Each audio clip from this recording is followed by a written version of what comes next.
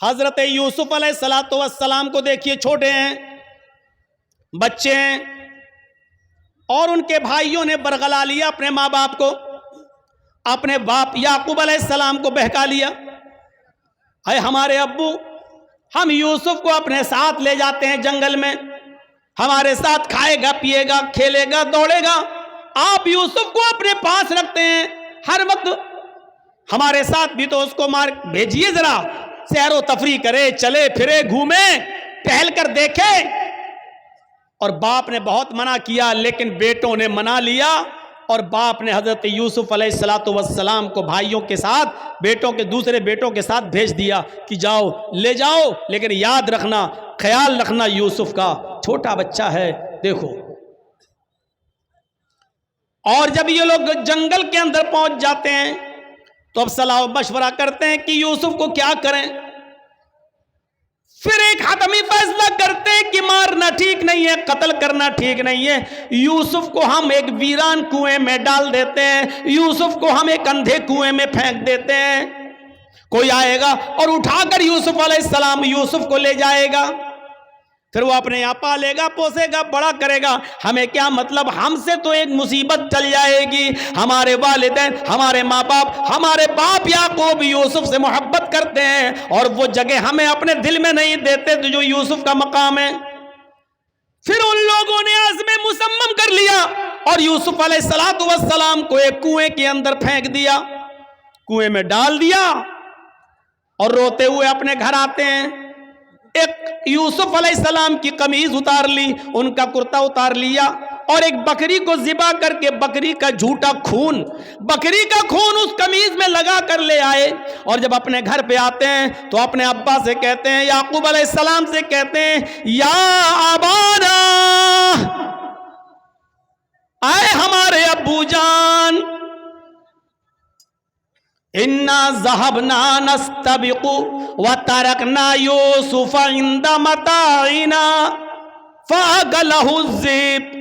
اے ابو جان، ہم یوسف علیہ السلام کو لے گئے اور ہم کھیل کود میں لگ گئے، نستبق، ہم کھیل کود میں لگ گئے، ہم دوڑ بھاگ میں لگ گئے، وَتَرَكْنَا يُوسُفَ عِنْدَ مَتَاعِنَا، اور یوسف کو اپنے سامان کے پاس چھوڑ دیا کہ تم اس کی دیکھ ریکھ کرنا، ہم لوگ ادھر ادھر کھیل کود میں لگ گئے، فَأَكَلَهُ الذِّئْبُ، بھیڑیا آیا اور بھیڑیا یوسف علیہ السلام کو کھا گیا، بھیڑیا آیا اور بھیڑیے نے یوسف کو پھاڑ دیا۔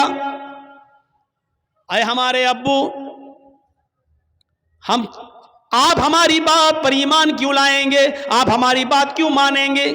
وَمَا أَنْتَ بِمُؤْمِنٍ لَنَا، آپ ہماری بات کیوں مانیں گے؟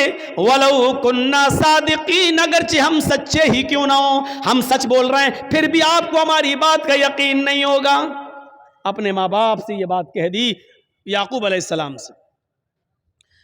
ادھر ایک قافلہ آیا، سنیے، ادھر ایک قافلہ آیا، اس کو پیاس لگی تو کنویں کے پاس چلا گیا، اس نے ڈول ڈالا،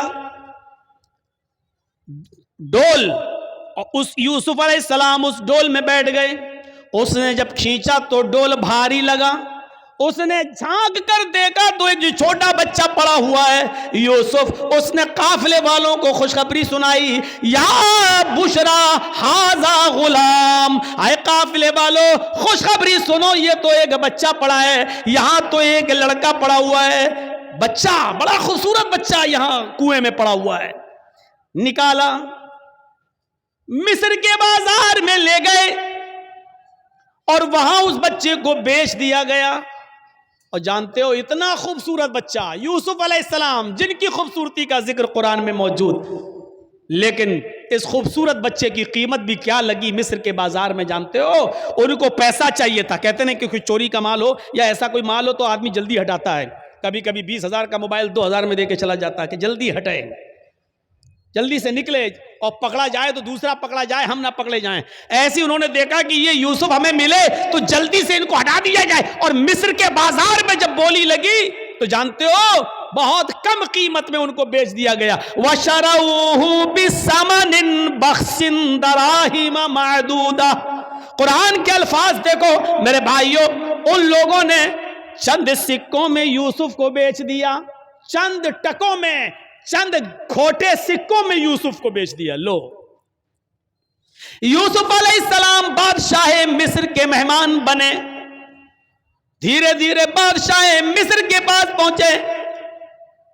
बादशाह मिस्र ने अपनी बीवी से कहा, ये बच्चा है, इसकी देखरेख करो, आगे चलकर हो सकता है कि हम इसको बेटा बना लें। देखो, इसकी खिदमत करो, देखभाल करो। और बादशाह मिस्र के घर में यूसुफ की परवरिश होने लगी। धीरे धीरे बड़े होते गए और एक दिन आया कि यूसुफ अलैहिस्सलातु वस्सलाम अपनी जवानी को पहुंच गए। यहां खूबसूरती अपनी कयामत बर्पा कर रही थी और यहाँ यूसुफ अलैहिस्सलातु वस्सलाम जवान हो गए। और उधर बादशाह मिस्र की बीवी का दिल हचकोले लेने लगा। वो इस गुलाम पर, यूसुफ अलैहिस्सलातु वस्सलाम पर अंदर ही अंदर दिलो जान से फरेफ्ता थी, दिलो जान से कुर्बान थी। धीरे धीरे ये चर्चा मिस्र की औरतों में होने लगा। और मिस्र की औरतें और औरतों में किसी बात का चर्चा बहुत जल्दी होता है। कोई भी बात हो, अगर आपको बहुत जल्दी फैलाना हो तो बस 2-4 औरतों में फैला दो, शाम तक होते होते पूरे गांव में ऑटोमेटिक फैल जाएगी। ये बात मिस्र की औरतों में फैल गई। ओ बादशाह की बीवी, ओहो, अपने गुलाम पे मरती है, अपने गुलाम को दिल दे बैठी है, अपने गुलाम के साथ मुंह काला करना चाह रही है, अपने गुलाम के साथ ये हरकत करती है। बादशाह मिस्र की बीवी के चर्चे जब मिस्र की औरतों में होने लगे तो उस औरत ने, यानी बादशाह की बीवी ने, सारी औरतों को दावत दे दी। गौर कीजिए, सारी औरतों को दावत दे दी, सबके सामने फल रख दिए, सबको छुरियां दे दी। और जब वो फलों को काटने लगी तो उस औरत ने, बादशाह मिस्र की बीवी ने यूसुफ अलैहिस्सलाम से कहा, आए यूसुफ, इन औरतों के सामने से गुजर जाओ। यूसुफ अलैहिस्सलाम उन औरतों के सामने से गुजर रहे हैं, अपनी मालिकन की बात मानना पड़ेगी। यूसुफ अलैहिस्सलाम अपने मालिक की बीवी की बात मानते हुए उन औरतों के सामने से गुजर रहे हैं। जब उन औरतों के सामने से गुजरे तो उन औरतों ने जब यूसुफ अलैहिस्सलातु वस्सलाम को देखा, यूसुफ अलैहिस्सलाम को देखा, कुरान कहता है वो फल काट रही थी, बजाय फल काटने की वो कत्ताना ऐदियहुन्ना, उन्होंने अपनी अपनी उंगलियां काट डाली, उन्होंने अपने अपने उंगलियों पर छुरियां चला ली, अपनी अपनी उंगलियों को काट डाला। और जब यूसुफ पर नजर पड़ी तो चीख पड़ी, मा हाज़ा बशरुन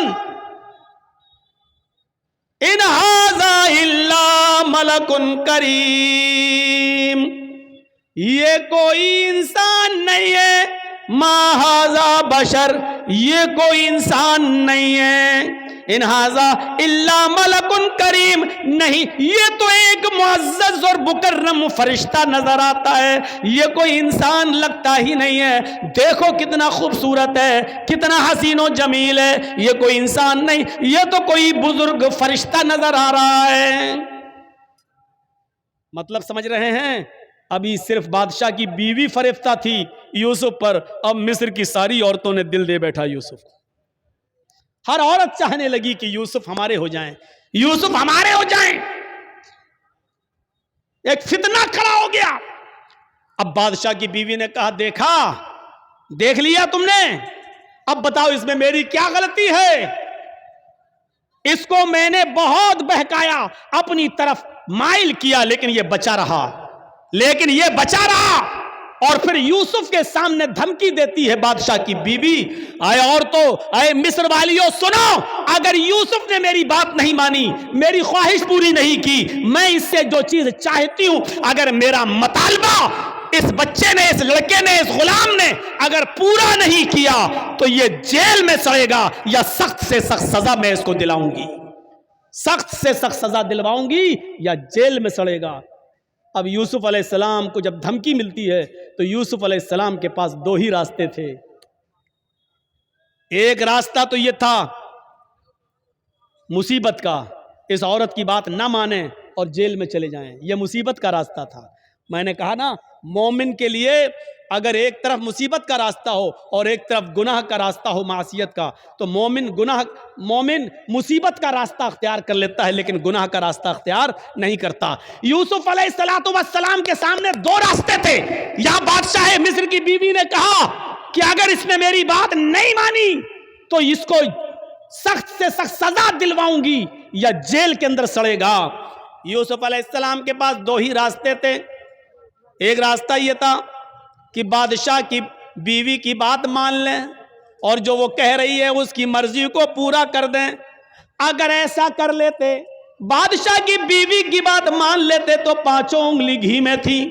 بادشاہ کی بیوی ان کو بچاتی بھی، بادشاہ کی بیوی ان کا خیال بھی رکھتی، بادشاہ کی بیوی ان کو تنہائی کا موقع بھی دیتی، بادشاہ کی بیوی ان کی عزت و تکریم بھی کرتی، بادشاہ کی بیوی ان کو اچھی طریقے سے ان کی حفاظت بھی کرتی، سب کچھ کرتی، اور جو وہ چاہتے وہ ان کو ملتا رہتا۔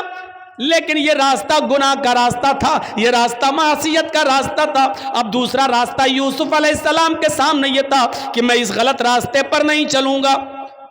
تو وہ عورت کہہ رہی ہے میں جیل میں ڈلوا دوں گی، میں سخت سے سخت سزا دلواؤں گی۔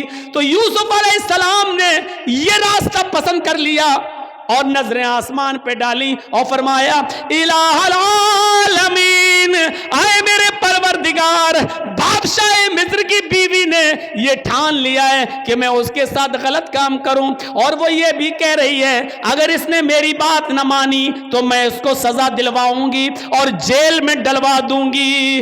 رب السجن احب الی مما یدعوننی الیہ، اے میرے پروردگار، اے میرے اللہ، اے میرے رب، مجھے جیل میں جانا زیادہ پسند ہے۔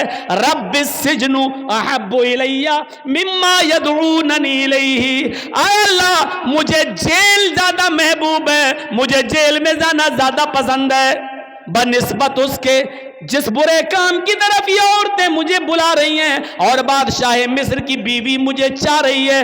اس کام کے کرنے سے بہتر اور زیادہ اچھا میرے لیے یہ ہے کہ میں جیل میں چلا جاؤں۔ وَإِلَّا تَصْرِفْ عَنِّي كَيْدَهُنَّ أَصْبُ إِلَيْهِنَّ، اے ہمارے پروردگار، اے ہمارے رب، اگر تو نے مجھے ان کی چالوں سے نہ بچایا، اے اللہ اگر تو نے مجھے ان کی چالوں سے میری حفاظت نہ کی۔ یہ عورت کی چالیں کتنی خطرناک ہوتی ہیں۔ آپ کو اپنے گھر میں پیار و محبت کے جال میں پھنسا کر بلا بھی لیں گی اور آپ کو پھنسوا بھی دیں گی، آپ کو پھنسوا بھی دیں گی۔ تو اسی لیے یوسف علیہ السلام کیا کہہ رہے ہیں؟ وَإِلَّا تَصْرِفْ عَنِّي كَيْدَهُنَّ، اے اللہ مجھے جیل جانا زیادہ محبوب ہے، زیادہ پسند ہے بنسبت اس کے جس برے کام کی طرف یہ مجھے بلا رہی ہیں۔ اے اللہ اگر تو نے مجھے ان کی چالوں سے محفوظ نہ کیا، اگر تو نے مجھے ان کی چالوں سے نہ بچایا، اصبو الیہن، تو میں بھی ان کی طرف جھک جاؤں گا، میں بھی ان کی طرف مائل ہو جاؤں گا، میں بھی ان کے ساتھ غلط کام کر بیٹھوں گا۔ وَأَكُن مِّنَ الْجَاهِلِينَ، اور میں جاہلوں میں نادانوں میں سے ہو جاؤں گا۔ اے اللہ میں جاہلوں اور نادانوں میں سے ہو جاؤں گا، اس لیے اللہ مجھے ان کے شر و فتن سے اور ان کی چالوں سے تو میری حفاظت فرما۔ اس واقعے کی روشنی میں جو قرآن کی آیت سے میں نے ثابت کیا ہے، کیا پتہ چلتا ہے میرے بھائیوں کہ مومن وہ ہوتا ہے کہ جس کے سامنے ایک طرف مصیبت کا راستہ ہو اور ایک طرف گناہ کا راستہ ہو تو وہ مصیبت کو اٹھانا اور پریشانی کو مول لینا یہ زیادہ بہتر سمجھتا ہے، لیکن گناہ کو اختیار نہیں کرتا ہے۔ یہ مومن کی نشانی ہے۔ ہمارے اور آپ کے پاس یہ نشانیاں ہیں؟ کیا ہم مومن ہیں؟ کیا ہم ایسا کرتے ہیں؟ اس لیے یاد رکھیے میرے ساتھیوں، گناہوں کی دلدل سے بچیے، گناہوں کی دلدل سے بچیے اور اللہ رب العالمین کو پکارتے رہیے، اپنے گناہوں کی توبہ اور معافی مانگتے رہیے کہ اللہ رب العالمین فرماتا ہے قُلْ يَا عِبَادِيَ الَّذِينَ اسْرَفُوا عَلَىٰ أَنفُسِهِمْ لَا تَقْنَطُوا مِن رَحْمَتِ اللَّهِ، اے محمد صلی اللہ علیہ وسلم میرے بندوں سے کہہ دو یا عبادی الذین اسرفوا علی انفسہم، اے اللہ کے بندو اگر تم نے گناہ کر کر کے، اگر تم نے ظلم کر کر کے، اگر تم نے عیاریوں مکاریاں کر کر کے گناہ کر ڈالے اور زمین و آسمان بھی بھر لیے، اپنی جانوں پر تم نے ظلم کیا، اپنی جانوں پر تم نے ظلم کیا ہے اور تم حد سے آگے بڑھ چکے ہو، لا تقنطوا من رحمت اللہ، کہہ دو اے اللہ کے بندو، اللہ کی رحمت سے نا امید مت ہو جاؤ، اللہ کی رحمت سے نا امید مت ہو، اللہ رب العالمین تمہارے گناہوں کو اب بھی معاف کر دے گا، بشرط یہ کہ تم سچے دل سے توبہ کرو، استغفار کرو۔ میرے بھائیوں یاد رکھیے گا، میں نے خطبہ مسنونہ کے بعد جو آیت پڑھی ہے وہ اسی سے متعلق ہے، توبہ اور استغفار سے۔ یا ایھا الذین آمنوا توبوا الی اللہ توبۃ نصوحا عسى ربکم ان یکفر عنکم سیئاتکم ویدخلکم جنات تجری من تحتها الانہار۔ اللہ رب العالمین کیا فرما رہا ہے؟ اے مسلمانوں، اے ایمانوں والو، تم اللہ سے خالص اور سچی توبہ کرو، توبو الی اللہ توبۃ نصوحا، اے ایمانوں والو تم اللہ سے خالص اور سچی توبہ کرو۔ خالص اور سچی توبہ کیا ہوتی ہے؟ توبۃ نصوحا کیا ہوتی ہے؟ توبہ کے مفہوم میں یہ دو چیزیں شامل، تین چیزیں شامل ہیں۔ اگر کوئی آدمی اللہ سے توبہ کرتا ہے اور یہ تین چیزیں اس کی توبہ میں شامل نہیں ہیں تو وہ توبہ نہیں ہے۔ کوئی گناہ ہو گیا، اللہ توبہ توبہ توبہ توبہ توبہ، یہ توبہ نہیں ہے۔ بہت سے لوگوں کو آپ نے دیکھا ہوگا کوئی گناہ کر بیٹھے، توبہ توبہ توبہ، یہ توبہ نہیں ہے۔ توبۃ نصوحا میں تین چیزیں شامل ہیں۔ پہلی چیز یہ ہے کہ اگر ہم سے کوئی گناہ ہو رہا ہے یا ہو گیا تو ہمیں اس پر ندامت ہو، اوہ یہ ہم کیا کر بیٹھے۔ پہلی چیز، کوئی غلطی ہم سے ہو جائے، کوئی گناہ جب ہو جائے تو اس پر پہلی چیز کیا؟ نادم ہونا، شرمندہ ہونا، اوہ یہ ہم سے کیا ہو گیا، اللہ یہ ہم سے کیا ہو گیا، پہلی چیز۔ اور دوسری چیز، جو گناہ ہم کر رہے ہیں اسی وقت اس کو چھوڑ دیں۔ مان لیجئے شراب پی رہے ہیں، 2 ہی گھونٹ پیے تھے، ہٹا یہ مجھ سے کیا ہو گیا، توبہ توبہ استغفر اللہ، یہ کیا ہو گیا، یہ تو حرام چیز ہے۔ پہلی چیز شرمندگی، اور دوسری اب نہ پیئیں، فوراً چھوڑ دیں، دور کر دیں، ترک گناہ فوراً اسی وقت۔ اور تیسری چیز اس میں کیا شامل ہے؟ اے اللہ بہت بڑا جرم ہو گیا، اے اللہ میں وعدہ کرتا ہوں کہ آئندہ کبھی شراب کو ہاتھ نہیں لگاؤں گا، آئندہ کبھی میں اس گناہ کو نہیں کروں گا۔ یہ تین چیزیں سمجھ لیا نا؟ پہلی چیز شرمندگی ہو، اللہ یہ مجھ سے کیا ہو گیا۔ دوسری چیز، اس غلطی کو، اس گناہ کو فوراً چھوڑ دو، اگر کر رہے ہو تو اسی وقت ترک کر دو، اب نہ کرو، اسی وقت چھوڑ دو۔ اور تیسری چیز، آئندہ مستقبل میں، فیوچر میں پھر کبھی وہ غلطی نہ کرنے کا عزم اور ارادہ بھی پکا ہو کہ اب آئندہ ہم یہ گناہ نہیں کریں گے۔ یہ تین چیزیں جب تک ہماری توبہ میں شامل نہیں ہوں گی میرے پیارے ساتھیوں، ہماری توبہ نہیں ہوگی۔ توبہ تو ہے لیکن توبۃ نصوحا نہیں ہے۔ اللہ نے فرمایا یا ایھا الذین آمنوا توبوا الی اللہ توبۃ نصوحا، اے ایمانوں والو تم اللہ سے توبہ کرو سچی اور خالص۔ جب تم سچی اور خالص توبہ کرو گے تو عسیٰ ربکم ان یکفر عنکم سیئاتکم، تو اللہ تمہارے گناہوں کو مٹا دے گا۔ عسیٰ ربکم ان یکفر عنکم سیئاتکم، تو اللہ تمہارے گناہوں کو مٹا دے گا۔ ویدخلکم جنات تجری من تحتها الانہار، جب تم خالص اللہ سے سچی توبہ کرو گے تو اللہ تمہیں ایسی جنتوں میں داخل کر دے گا جس کے نیچے نہریں بہہ رہی ہوں گی، جس کے نیچے نہریں جاری ہوں گی۔ توبہ کون کرتا ہے؟ مسلمان۔ توبہ کون کرتا ہے؟ مومن۔ کیونکہ اللہ تبارک و تعالیٰ نے انسان کو دونوں صلاحیتیں دے کر بھیجا ہے۔ آج میں تمہیں ایک ایسی چیز بتلا رہا ہوں، اس کو اگر سمجھ لیا تو بہت کچھ سمجھ لو گے۔ اللہ نے انسان کو دونوں صلاحیتیں دے کر بھیجا ہے۔ اللہ نے انسان کو اچھے کام کرنے کی صلاحیت بھی دی ہے اور اللہ نے انسان کو برے کام کرنے کی صلاحیت بھی دی ہے۔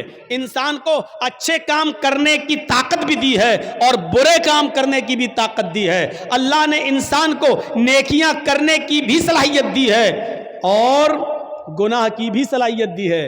ہاں، اور گناہ کرنے کی صلاحیت دی ہے تو گناہوں سے بچنے کی بھی صلاحیت دی ہے۔ انسان نیکیاں کر سکتا ہے تو برائی بھی کر سکتا ہے، دونوں صلاحیتیں ہیں۔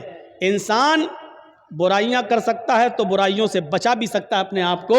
یہ دونوں صلاحیتیں دے کر اللہ تعالیٰ نے انسان کو بھیجا ہے. یہ صلاحیت اللہ نے فرشتوں کے اندر نہیں رکھی ہے. اللہ نے فرشتوں کو صرف نیکیاں کرنے کی صلاحیت دی ہے, گناہ کرنے کی صلاحیت فرشتوں کے پاس نہیں ہے. کسی فرشتے سے کہو جوا کھیل کے دکھاؤ تو کوئی فرشتہ جوا نہیں کھیل سکتا. کسی فرشتے کو کبھی آپ نے سنا ہے کہ اس نے شراب پی؟ نہیں پی سکتا. کیوں؟ کیونکہ اللہ تعالیٰ نے فرشتوں کو گناہ کرنے کی صلاحیت دی ہی نہیں ہے. اللہ نے انسان کو گناہ کرنے کی بھی صلاحیت دی اور نیکی کرنے کی بھی صلاحیت دی, اور یہی انسان کا کمال ہے. کمال جانتے ہو؟ انسان کے مکمل ہونے کی دلیل یہی ہے. فرشتے مکمل نہیں ہیں, انسان مکمل ہے. اسی لیے اللہ تعالیٰ نے انسان کا درجہ فرشتوں سے بھی بلند رکھا ہے. بلند, فرشتوں سے بھی بلند رکھا ہے. کیوں؟ کیونکہ فرشتوں نے اللہ کو دیکھا, فرشتوں نے جنت دیکھی, فرشتوں نے جہنم دیکھی. فرشتوں نے تو جنت جہنم دیکھی ہے. اگر وہ اللہ کی ہر وقت عبادت کرتے ہیں تو یہ کوئی کمال نہیں ہے.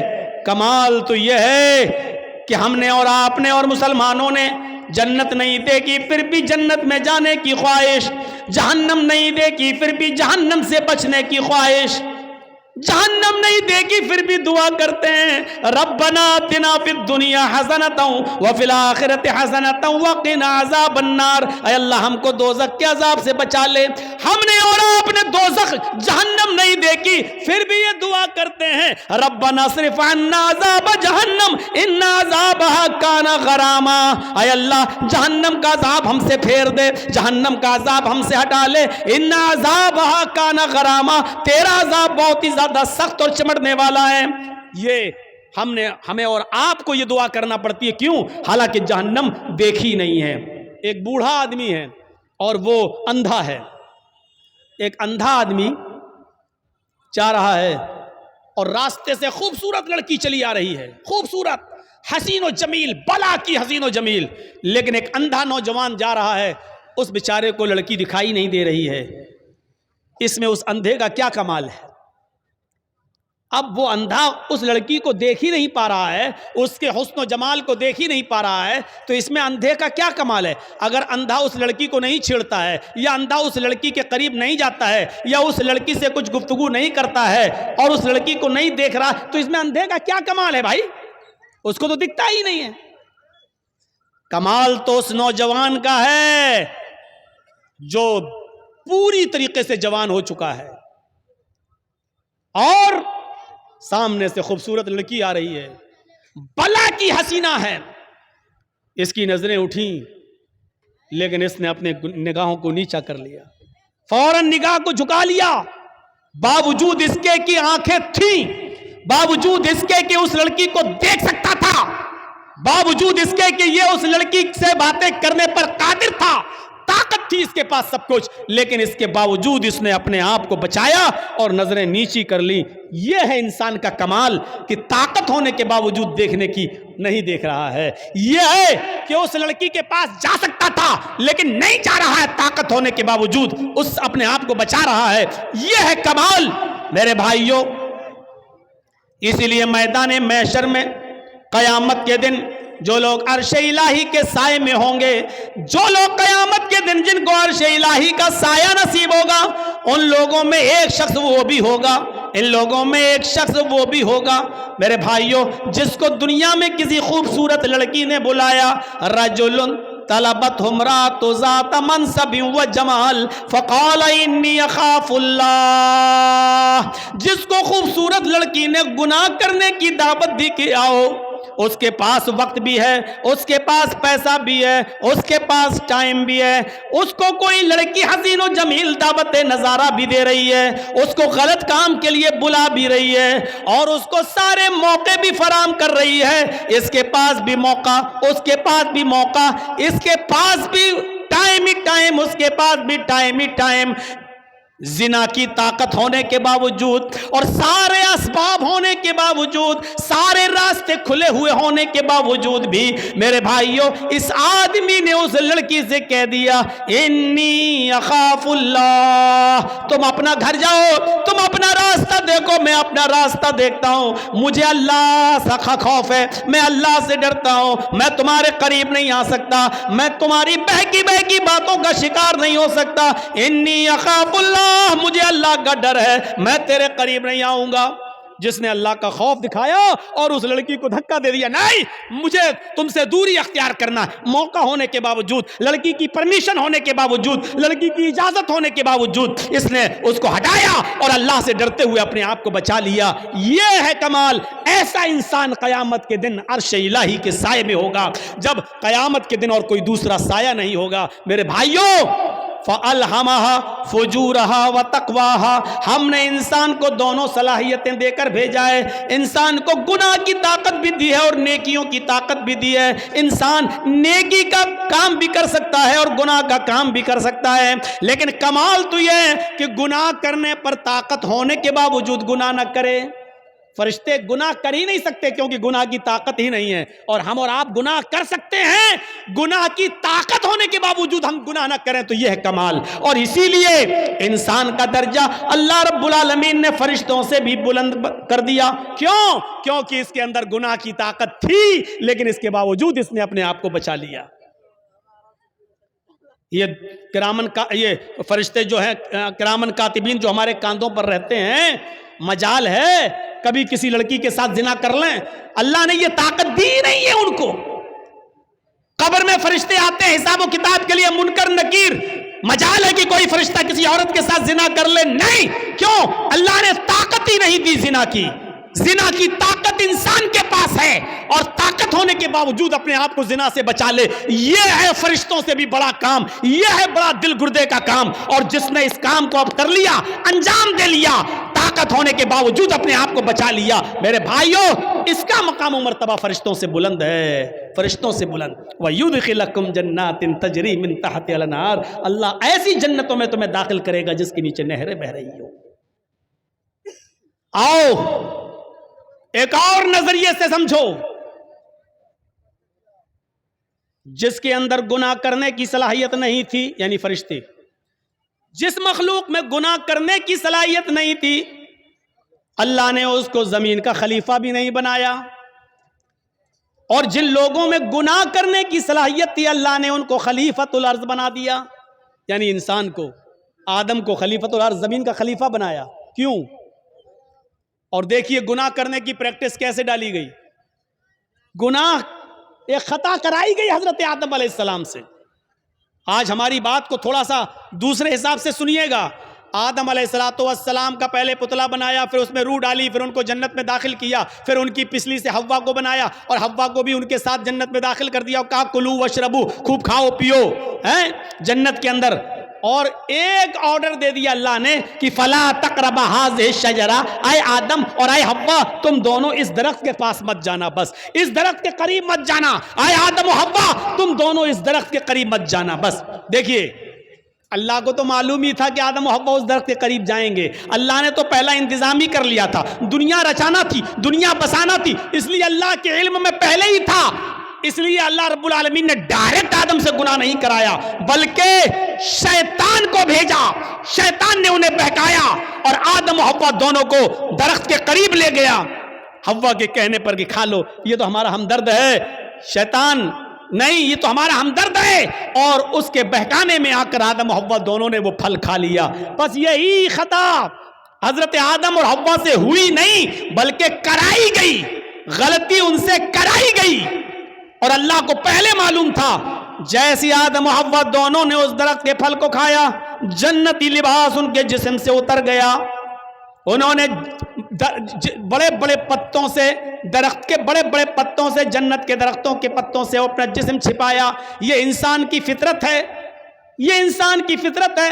आज आप देख सकते हो इलाकों में घूम घूम कर कि कौन किस पोजीशन में रहता है। मेरे भाइयों, आदम की बीवी है हव्वा, اور میاں بیوی میں کوئی پردہ نہیں ہے، لیکن اس کے باوجود جب جنتی لباس دونوں کے جسم سے اترا تو انہوں نے جنت کے درختوں کے بڑے بڑے پتوں سے اپنے سطر کو چھپایا، اپنے شرمگاہ کو، اپنے سطر کو چھپایا. یعنی سطر چھپانا یہ انسان کی فطرت میں داخل ہے. میرے پیارے ساتھیوں، پھر اللہ رب العالمین نے دونوں کو جنت سے باہر کر دیا. اے آدم و حوا، دونوں نے آج میری نافرمانی کی ہے، اب تم دونوں کے لیے جنت حرام ہے، اب تم دونوں یہاں سے نکلو. اللہ چاہتا تو اس غلطی کی بنا پر جہنم میں ڈال سکتا تھا، لیکن نہیں، چونکہ اللہ کو دنیا بسانا تھی، اللہ کو دنیا رچانا تھا، اللہ کو دنیا میں بھیجنا تھا، اس لیے آدم و حوا دونوں کو دنیا میں بھیج دیا. اب جاؤ. اب سنو، غلطی تو ہوئی، اور غلطی بھی مخلوق ہے، اور مخلوق کا خالق اللہ رب العالمین ہے.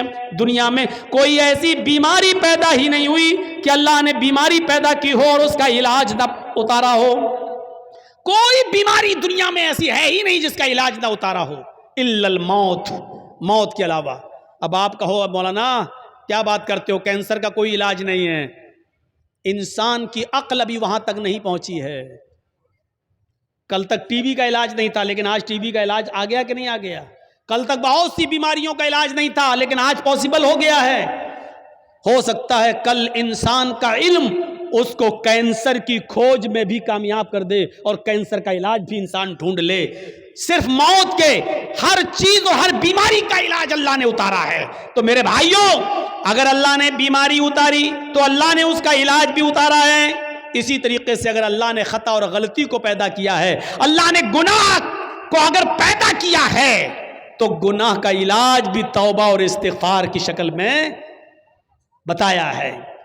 اگر بیماری ہے تو اس کا علاج بھی ہے، اگر گناہ پیدا کیا ہے تو گناہ کا تریاق اور گناہ کا علاج بھی بتایا ہے، اور وہ کیا ہے؟ توبہ اور استغفار. اسی لیے آدم اور حوا دونوں کو جب جنت سے بھیج دیا گیا دنیا میں، تو آدم و حوا سے جب یہ خطا ہوئی تو آدم و حوا نے اپنی اس خطا کا، اپنی اس بیماری کا، اپنی اس گناہ کا اور اس غلطی کا اقرار بھی کیا اور اس کا علاج اس طریقے سے کیا.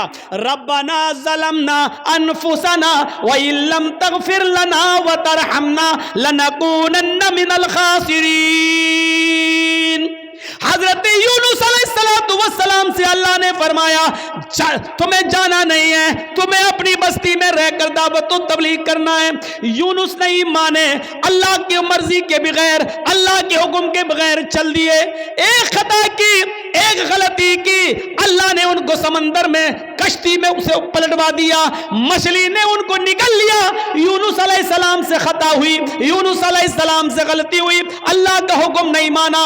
اب اس غلطی کے اقرار بھی کر رہے ہیں اور اس غلطی کا علاج توبہ کی شکل میں، استغفار کی شکل میں کر رہے ہیں. لا الہ الا انت سبحانک انی کنت من الظالمین. اگر غلطی ہے، گناہ اللہ نے پیدا کیا ہے تو اس کا علاج بھی پیدا کیا ہے، اور اس کا علاج کیا ہے؟ توبہ اور استغفار. حضرت آدم سے غلطی ہوئی، جنت سے نکالے گئے اور دنیا میں آئے تو کیا کہا؟ ربنا ظلمنا انفسنا وان لم تغفر لنا وترحمنا لنکونن من الخاسرین. اے ہمارے پروردگار، ہم دونوں نے اپنے آپ پر بہت بڑا ظلم کیا ہے. اگر تو نے ہماری مغفرت نہ فرمائی اور ہم پر رحم نہ فرمایا، لا نکونن من الخاسرین، تو ہم نقصان اٹھانے والوں میں سے ہو جائیں گے، ہم بہت زیادہ نقصان اٹھانے والوں میں سے ہو جائیں گے. اور اسی وجہ سے دیکھیے، آپ دیکھیے کیسا جواب، ترکی بترکی جواب. ادھر اللہ رب العالمین شیطان کو بھی بھگا رہا ہے، رامدہ درگاہ کر رہا ہے. اے شیطان، اے ابلیس، ہم نے کہا تھا آدم کو سجدہ کر، فسجدوا الا ابلیس، سارے فرشتوں نے آدم کو سجدہ کیا سوائے ابلیس کے. ابا، انکار کر دیا، واستکبر، اور تکبر میں آ گیا. اے ابلیس، ہماری نافرمانی کرنے کے عوض تجھے بھی نکالا جا رہا ہے، رامدہ درگاہ کیا جا رہا ہے. تو جانتے ہو ابلیس نے کیا کہا تھا؟ جانتے ہو شیطان نے کیا کہا تھا؟ جب شیطان کو نکالا گیا، اللہ نے رامدہ درگاہ کیا، تو شیطان نے چیلنج دیتے ہوئے کہا تھا اللہ سے کہ اے اللہ، الہ العالمین، ہم نے آدم کو سجدہ نہیں کیا، تجھے تو سجدہ کرتا تھا، تیری عبادت تو کرتا تھا، میں نے آدم کو سجدہ نہیں کیا. وہ مٹی سے پیدا ہے، میں آگ سے، میں اپنے سے کمتر مخلوق کے سامنے نہیں جھکا. ارے میں نے آدم کو سجدہ نہیں کیا تو مجھے نکال رہا ہے، جبکہ میں تجھے سجدہ کرتا کرتا تھا. روئے زمین پر پوری کائنات پر 4 انگلی کے برابر بھی کوئی جگہ ایسی خالی نہیں جہاں شیطان نے اللہ کو سجدہ نہ کیا ہو. اتنا سجدہ کرتا تھا وہ اللہ کو, اتنی عبادت کرتا تھا اللہ کی, لیکن ایک بات نہیں مانی, آدم کو سجدہ کرو, نہیں کیا اس نے.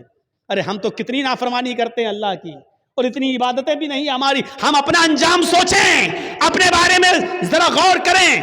شیطان نے تو چپے چپے پر سجدہ کیا تھا, 4 انگلی کے برابر بھی کوئی جگہ ایسی نہیں جہاں شیطان نے سجدہ نہ کیا ہو, ہر جگہ سجدہ. لیکن اللہ نے کہا آدم کو سجدہ کرو, نہیں مانی اس کی بات. نہیں اللہ, میں مٹی سے, آگ سے, اور وہ مٹی سے, آگ مٹی کے سامنے جھکے گی. اللہ نے کہا نکلو. اور جب نکالا گیا تو کیا کہا اس نے چیلنج دیتے ہوئے, قسم ہے مجھے اپنے تکبر کی, اے اللہ الہ العالمین, آدم کی وجہ سے تو مجھے نکال رہا ہے نا, آدم کی وجہ سے تو مجھے نکال رہا ہے نا, میں آخری سانس تک تیرے بندے آدم اور آدم کی اولاد سے گناہ کے کام کراتا رہوں گا. دنیا میں بھی میں ان سے گناہ کے کام کراتا رہوں گا.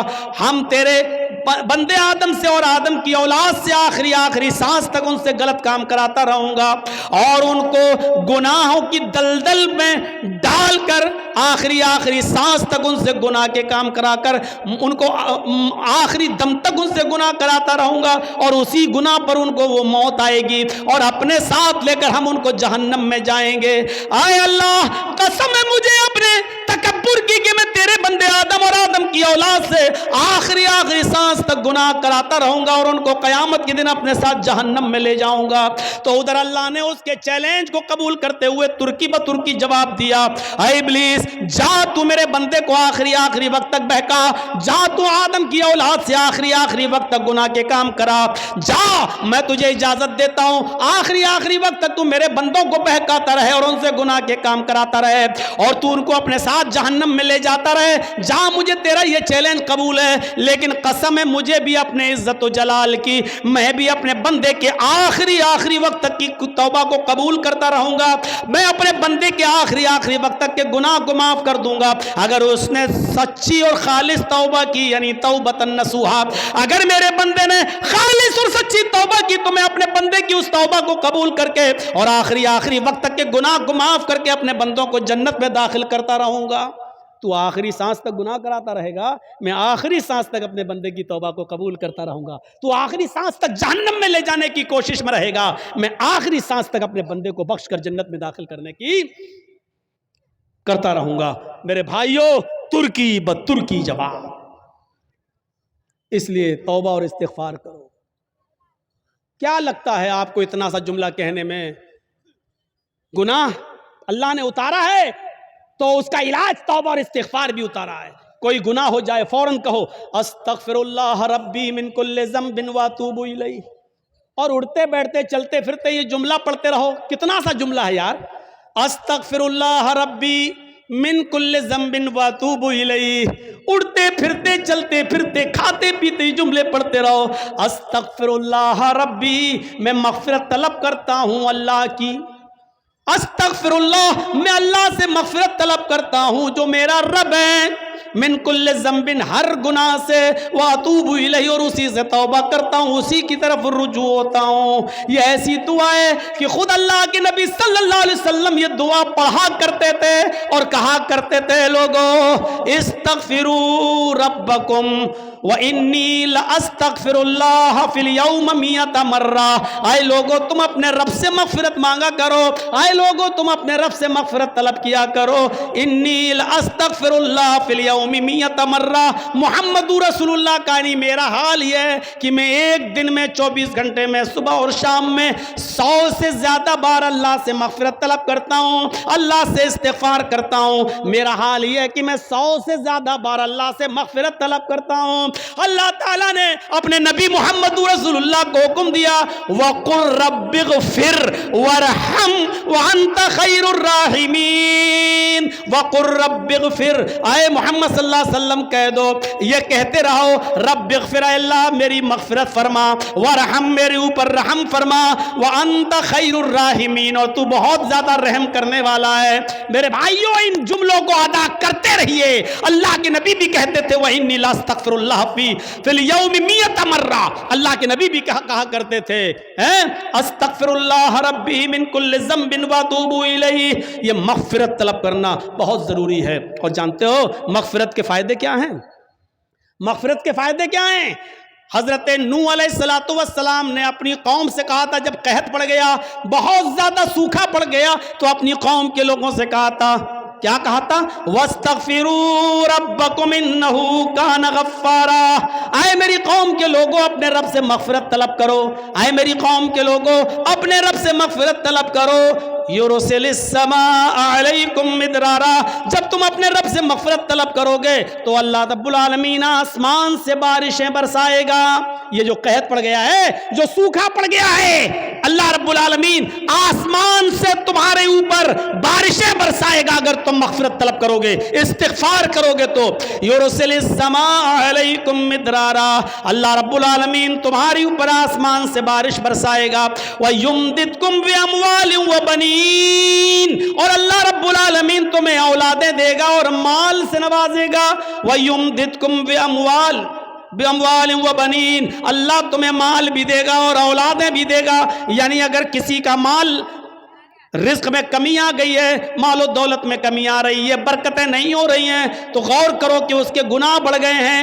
مغفرت طلب کرو، اللہ سے استغفار کرو گے تو اللہ تمہیں مال بھی دے گا، وہ بنین، اور تمہیں اولادیں بھی دے گا. وَيَجْعَلْ لَكُمْ جَنَّاتٍ وَيَجْعَلْ لَكُمْ أَنْهَارًا. اور تمہیں باغات عطا فرمائے گا اور چشمے جاری کرے گا، تمہیں نہریں عطا فرمائے گا. یعنی مغفرت طلب کرو گے تو یہ نعمتیں اللہ رب العالمین تمہیں دے گا.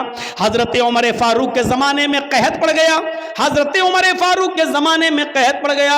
لوگوں نے کہا امیر المومنین چلیے نماز استسقا پڑھیے، اللہ سے ہمارے لیے دعا کیجئے کہ اللہ رحمت کی بارش فرمائے. سوکھا پڑا ہوا ہے، بچے بھوکے مرنے لگے، حالات بہت خراب ہیں. اے امیر المومنین جنگل کی طرف نکلیے اور اللہ سے بارش طلب کیجئے، نماز استسقا پڑھیے. اللہ حضرت عمر فاروق رضی اللہ تعالیٰ عنہ تمام لوگوں کو لے کر نکلے، تمام لوگوں کو لے کر جنگل میں نکلے، نماز استسقا پڑھی اور صرف آسمان پر ہاتھ بلند کر کے اتنا فرمایا، اے اللہ نستغفر اللہ نستغفر اللہ. اللہ ہم سب استغفار کرنے آئے ہیں، ہم سب مغفرت طلب کرنے آئے ہیں. حضرت عمر نے یہ نہیں کہا اللہ تو میرے اوپر رحمت کی بارش فرما، یہ نہیں کہا کہ اللہ تو ہمارے اوپر رحمت کی برکھا فرما، ایک قطرہ پانی کا نہیں مانگا. حضرت عمر نے صرف یہ کہا اللہ میری مغفرت فرما، ہمارے ساتھ جتنے لوگ آئے ہیں اللہ ان سب کی مغفرت فرما دے، اے اللہ ہمارے گناہوں کو بخش دے، اے اللہ ہماری مغفرت فرما دے. اتنی دعا مانگی اور لوٹ کے واپس چلے آئے. جب اپنے گھر پہ آئے تو تمام لوگوں نے گھر گھیر لیا. حضرت عمر باہر نکلے، لوگوں نے کہا امیر المومنین یہ کیا ہو گیا آپ کو؟ آپ جنگل میں ہم سب کو لے کر نکلے، ہم نے سوچا نماز استسقا کے بعد آپ اللہ سے دعا کریں گے کہ اللہ ہمارے اوپر رحمت کی بارش فرمائے. آپ نے بارش کے لیے ایک لفظ بھی اللہ سے نہیں مانگا، آپ نے ایک قطرہ پانی بھی اللہ سے دعا نہیں کی اور آپ مغفرت کی دعا کر کے چلے آئے. فرمایا اے لوگوں کیا تم نے یہ نہیں پڑھا وَاسْتَغْفِرُوا رَبَّكُمْ إِنَّهُ كَانَ غَفَّارًا. اپنے رب سے مغفرت طلب کرو، وہ بہت ہی زیادہ بخشنے والا ہے. يُرْسِلِ السَّمَاءَ عَلَيْكُمْ مِدْرَارًا. جب مغفرت طلب کرو گے تو اللہ آسمانوں سے موسلا دھار بارش برسائے گا. لوگوں میں نے بارش نہیں مانگی ہے، لیکن بارش جن گناہوں کی وجہ سے رکتی ہے میں نے مغفرت کی دعا کر کے مغفرت طلب کر کے آسمان کے ان دروازوں کو جھنجھوڑ دیا ہے، آسمان کے ان دروازوں میں سوراخ کر دیا ہے، آسمان کے ان دروازوں میں چھید کر دیے ہیں جہاں سے بارش آتی ہے. ہم نے مغفرت طلب کر کے آسمان کے دروازوں کو ہلا دیا ہے. انتظار کرو انشاءاللہ بارش کے قطرے آنے والے ہیں. ایک دن گزرا تھا کہ پھر موسلا دھار بارش ہوتی ہے. میرے بھائیوں جن گناہوں کی وجہ سے بارش رکتی ہے اور بارش جب نہ ہوا کرے تو سمجھ جاؤ کہ ہمارے گناہوں کی وجہ سے بارش رکی ہوئی ہے. جن کو اللہ نے اولاد نہیں دی سمجھ لو کہ ہمارے گناہوں کی وجہ سے اللہ نے ہمیں اولاد نہیں دی ہے. جن کے مال و دولت میں کمی واقع ہو رہی ہے وہ سمجھ لے کہ ہمارے گناہوں کی وجہ سے ایسا ہو رہا ہے. فرمایا وَيُمْدِدْكُمْ بِأَمْوَالٍ وَبَنِينَ. اگر تم اللہ سے مغفرت طلب کرو گے تو اللہ مال بھی تمہیں دے گا اور اولادیں بھی دے گا. آسمان سے موسلا دھار بارش بھی برسائے گا اور تمہیں باغات بھی دے گا اور نہریں بھی دے گا، یعنی کنویں، پانی، چشمہ اور کھیتی باڑی، اناج، غلہ، پھل فروٹ، یہ ساری چیزیں تمہیں کب دے گا؟ جب تم مغفرت کی دعا کرو گے۔ تو میرے پیارے ساتھیوں، یہ مغفرت کا معاملہ ہے۔ ابو الحاکم حمید الدین قریشی کا نام سنا ہوگا۔ ابو الحاکم حمید الدین، جس کے باپ کا نام تھا بہاؤالدین قریشی، کیج اور مروان کا حکمراں تھا، کیج اور مروان کا حاکم گزرا، بادشاہ تھا، حاکم وقت تھا، اور 21 سال تک اس نے بڑی شاندار حکومت چلائی۔ اپنے باپ بہاؤالدین کے مرنے کے بعد ابو الحاکم حمید الدین کو جب حاکم بنایا گیا تو 21 سال تک حکومت چلائی۔ بیچوں بیچ شہر میں، کیج میں یا مروان میں، اس کا ایک عالی شان باغ تھا، گارڈن۔ اس باغ کے اندر یہ کبھی کبھی چہل قدمی کے لیے جایا کرتا تھا ابو الحاکم حمید الدین، اور وہاں تھوڑی دیر آرام کیا کرتا تھا۔ اس باغ کی دیکھ ریکھ کے لیے اس نے ایک لونڈی، ایک خادمہ کو رکھ لیا تھا۔ اس لونڈی کا کام یہ تھا کہ باغ میں پانی مارتی اور اپنے حاکم کے لیے، اپنے مالک کے لیے، اپنے آقا کے لیے بستر کو بچھا دیتی تھی تاکہ وہ آئیں گے اور یہاں آرام کریں گے۔ ایک دن ابو الحاکم حمید الدین باغ میں گیا، اس نے دیکھا کہ جس بستر پر میں آرام کرتا ہوں اس بستر پر لونڈی سو رہی ہے، میری خادمہ سو رہی ہے۔ بھائی اس نے دیکھا لونڈی جو تھی، اس کی خادمہ جو تھی، اس نے سوچا کہ ہم روزانہ اس کا بستر بچھاتے ہیں، نرم گرم بستر، پھول بھی اس پر ڈالتے ہیں، دیکھیں اس نرم گرم بستر پر تھوڑی دیر لیٹ کر دیکھتے ہیں ان امیروں کا بستر کیسا ہوتا ہے، حاکم وقت کا بستر کیسا ہوتا ہے، دیکھیں اس پر لیٹنے میں کیسا محسوس ہوتا ہے۔ اس ابو الحاکم نے حمید الدین کے بستر پر یہ تھوڑی دیر کے لیے لیٹ گئی، یہ سوچ کر کہ دیکھیں بستر کیسا ہوتا ہے۔ جیسی وہ لیٹی اور اس کو نیند آ گئی۔ ابو الحاکم حمید الدین کے بستر پر جب یہ لونڈی لیٹتی ہے تو اس کو نیند آ گئی، اور جیسی نیند آئی حمید الدین وہاں پہنچ جاتا ہے۔ اس نے دیکھا کہ میرے بستر پر یہ لونڈی لیٹی ہوئی ہے۔ اس نے چابک اٹھایا، اس نے کوڑا نکالا اور اس نے ایک کوڑا اپنی لونڈی کو مار دیا۔ کوڑا چمڑے کا ہوتا تھا، لکڑی میں، ڈنڈے میں، لاٹھی میں چمڑے کا چمڑا لگا رہتا تھا، اور چمڑے کا ایک کوڑا بڑی تیز لگتا ہے، اس نے اس کی پیٹھ پر مارا۔ اس لونڈی نے اس چمڑے کے کوڑے کی تکلیف محسوس کی اور اٹھ جاتی ہے، اٹھتی اور سیدھے اپنے کپڑوں کو سمیٹتی اور سیدھے کھڑی ہو جاتی ہے اور کہتی ہے سوری، مجھے معاف کر دیجئے، میں اس بستر پر سونا نہیں چاہتی تھی، میں تو صرف لیٹ کر دیکھنا چاہتی تھی کہ دیکھیں اس بستر پر کیسا لگتا ہے، جس بستر پہ آپ روزانہ آرام کرتے ہیں، میں یہ دیکھنا چاہتی تھی کہ اس بستر پر لیٹنے میں کیسا محسوس ہوتا ہے، میں جیسے ہی لیٹی مجھے نیند آ گئی، مجھے معاف کر دو۔ ابو الحاکم نے کہا حمید الدین نے، نہیں، سزا ملے گی۔ تیری ہمت کیسے ہوئی اس بستر پر لیٹنے کی؟ اپنے آقا کے، اپنے مالک کے بستر پر ایک معمولی اور 2 کوڑی کی لڑکی تو لیٹے گی اس پر؟ اس نے اس لڑکی کو، اس لونڈی کو کھڑا کر دیا۔ ایک کوڑا تو مار چکا تھا اس نے، ایک ایک کر کے 9 کوڑے اور مارے۔ دوسرا کوڑا مارا، اس لونڈی کی کھال چھل گئی۔ تیسرا کوڑا مارا، کھال اور پھٹ گئی۔ چوتھا کوڑا مارا، پوری چمڑی لال پڑ گئی۔ 5واں کوڑا مارا، خون گرنے لگا۔ 6واں اور 7واں کوڑا بھی مارا، خون کے قطرے اب زمین کے اوپر گرنے لگے اور اس لونڈی کے کپڑے لال ہونے لگے۔ لیکن اس لونڈی نے ہمت باندھ لی، یہ ایک ایک کوڑا مارتا جاتا اور وہ مسکراتی جاتی۔ اس نے ایک اور کوڑا مارا، وہ اور تیز مسکرائی۔ اس نے ایک اور کوڑا مارا تو وہ اور تیز مسکرائی۔ جب یہ 10 کوڑے مار چکا تو کہنے لگا، اے لونڈی، میں تجھے سزا دینے کے لیے مار رہا ہوں، تجھے تکلیف دینے کے لیے تجھ پر چوٹ کر رہا ہوں، اور کوڑے پہ کوڑا برسا رہا ہوں، اور تو ہے ہنس رہی ہے، کیا بات ہے، تجھے تکلیف نہیں ہو رہی ہے؟ اس لونڈی نے جواب دیا کہ مجھے تکلیف تو بہت ہو رہی ہے، ہر کوڑے کی تکلیف مجھے ہو رہی ہے، ہر کوڑے کی تکلیف مجھے ہو رہی ہے لیکن میں مسکرا رہی ہوں۔ ابو الحاکم حمید الدین نے پوچھا تم کیوں مسکرا رہی ہو؟ اس نے کہا میں اس لیے مسکرا رہی ہوں کہ کچھ سوچ رہی ہوں۔ حمید الدین نے پوچھا کیا سوچ رہی ہے؟ میں تکلیف دینے کے لیے مار رہا ہوں اور تم مسکرا رہی ہے اور کہہ رہی ہے تکلیف ہو رہی ہے پھر بھی مسکرا رہی ہے۔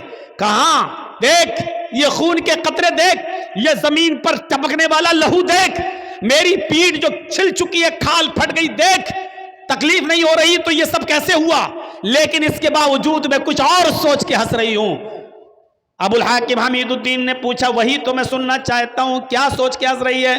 اس نے کہا میں یہ سوچ کر ہنس رہی ہوں کہ تھوڑی دیر تیرے بستر پر لیٹ گئی تو تیری عدالت میں مجھے یہ سزا ملی، تھوڑی دیر میں تیرے بستر پر سو گئی، تھوڑی دیر میں نے آرام کر لیا تو تیری عدالت میں مجھے یہ سزا ملی۔ میں تیرے بارے میں سوچ رہی ہوں کہ تو پوری زندگی عیش و آرام میں رہا ہے، تو پوری زندگی آرام سے سوتا ہے، تجھے تو کبھی تکلیف ہی نہیں ہوتی، جب تھوڑی دیر سونے میں تیری عدالت میں یہ تکلیف ہے، جب تھوڑی دیر آرام کرنے کی اور آرام سے سونے کی تیری عدالت میں یہ سزا ہے، تو اللہ کی عدالت میں اس آدمی کی سزا کیا ہوگی جو پوری زندگی عیش و آرام میں سوتا ہے، جس کو کبھی کوئی تکلیف نہیں پہنچتی، اس کی سزا اللہ کی عدالت میں کیا ہوگی؟ میں تیرے بارے میں سوچ رہی ہوں کہ اللہ کی عدالت میں تیری سزا کیا ہوگی۔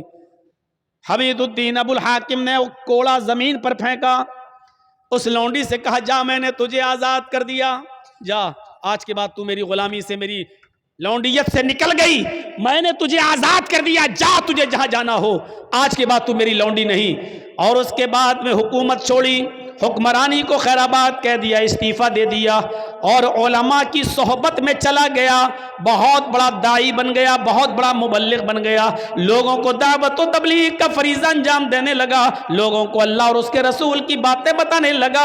اور ابو الحاکم حمید الدین کا انتقال جب ہوا تو وہ غمنامی کی موت مرا، آج تک پتہ نہیں چلا کہ ابو الحاکم کو حمید الدین کو دفن کہاں کیا گیا۔ پھر اس نے شہرت چھوڑ دی، نام کے لیے جینا چھوڑ دیا اور دعوت و تبلیغ کا فریضہ انجام دینا شروع کر دیا اور پوری زندگی پھر گمنامی کی زندگی جیا۔ اس پورے واقعے کو بتانے کا مقصد میرا صرف یہ ہے کہ کوئی لمبی چوڑی تقریر نہیں ہوئی تھی، بہت زیادہ اس کے سامنے باتیں نہیں رکھی گئی تھی، صرف اس لونڈی نے اتنا کہا تھا کہ اگر تھوڑی دیر آرام کرنے کی سزا تیری عدالت میں میری یہ ہے تو تیری سزا اللہ کی عدالت میں کیا ہوگی جو پوری زندگی عیش و آرام کے ساتھ رہا۔ اتنی سی بات ابو الحاکم کو حمید الدین کو اثر کر جاتی ہے اور وہ نیک بن جاتا ہے، متقی بن جاتا ہے، پرہیزگار بن جاتا ہے اور اس نے اپنی زندگی کے اندر ایک انقلاب پیدا کر لیا ہے اور گمنامی کی زندگی جیتا ہے اور کب مرتا ہے پتہ نہیں چلتا۔